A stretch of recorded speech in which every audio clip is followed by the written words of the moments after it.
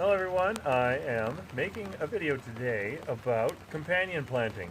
Companion planting squash, corn, and beans together. I've never done it before, and so I thought I might as well record it as I go, and maybe I can make an update later to see how it went.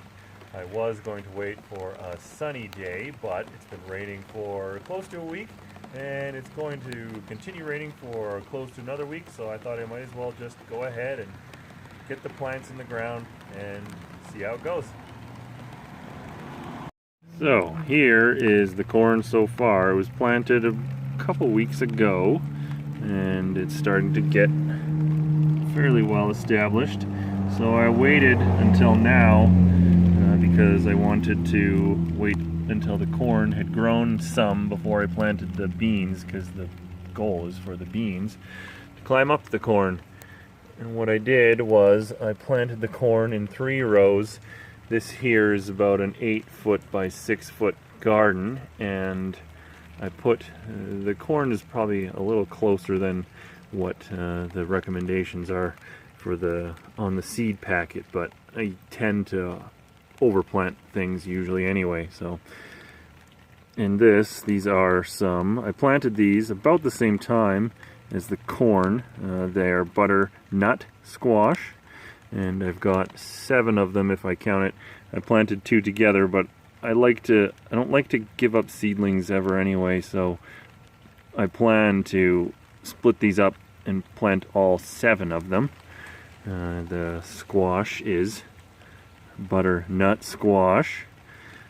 The beans I'm going to plant are these Mackenzie bean Kentucky Wonder pole beans. I'm going to plant some of these ones too. These are more scarlet runner beans from Laughing Swan Seeds. I got them at it looks like it's from Kamloops, but I got them at the Kelowna Farmers Market.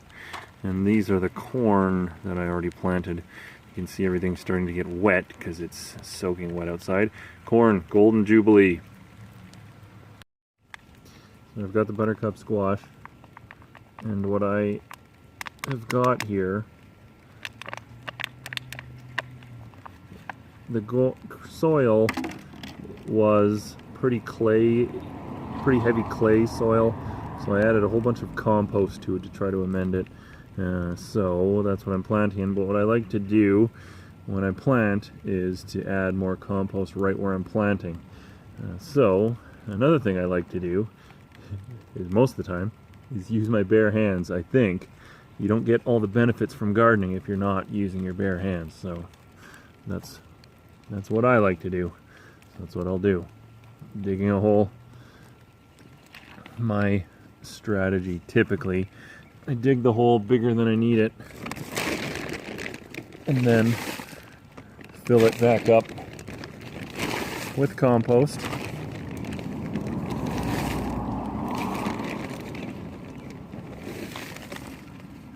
Then dig the hole kind of again, just put it right in.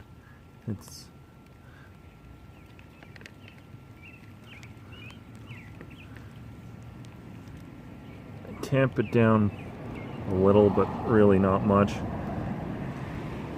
I'd rather let the water do it for me. Oh, I planted these in these little pots, and what maybe you could do if you didn't want to worry about it, I could have just cut one of the seedlings off when it sprouted, but I kind of always hate to lose any of them, so then the problem becomes separating the roots, and maybe this is not good for the roots, but so far it works for me, so I just hold on to it and just gently pull them apart. I find it helps if the soil is a little damp. This is a little wetter than I would have liked it, but they've been outside and it hasn't stopped raining, so sometimes you just gotta go with what you got. I'll plant these ones just like the last.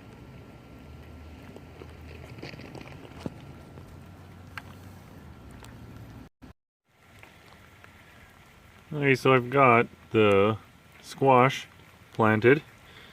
I just spread them out 1, 2, 3, 4, 5, 6, 7, and the plan is to just have them run down the rows. The thing about the squash, what to do with them, or at least what I tried to do with the before taking them out of their pots, is to wait until there's 2 true leaves. You can see this leaf is one of the first leaves, I can't remember what they're called, but the leaves that come out first when something germinates and sprouts. And then these leaves that are the real leaves, the true leaves, come later. And so I wait until there's, 2 or maybe 3 of them before you're going to transplant them. The corn was directly sown. All I did was just soak it for 8 hours or so and then put them in the ground. And to plant beans, it's pretty straightforward. Just I've got some already planted here, so I just use my hand. It's about 4 inches between, and I just stick my finger down about 1 inch. Another, say, 4 inches about, finger down about 1 inch. Finger down about 1 inch. As I feel a rock, can't get it. So, and I just have the beans in my pocket. I'm only going to do a few here, but this is what I would do continuing down the row. 1, 2, 3. Cover them over.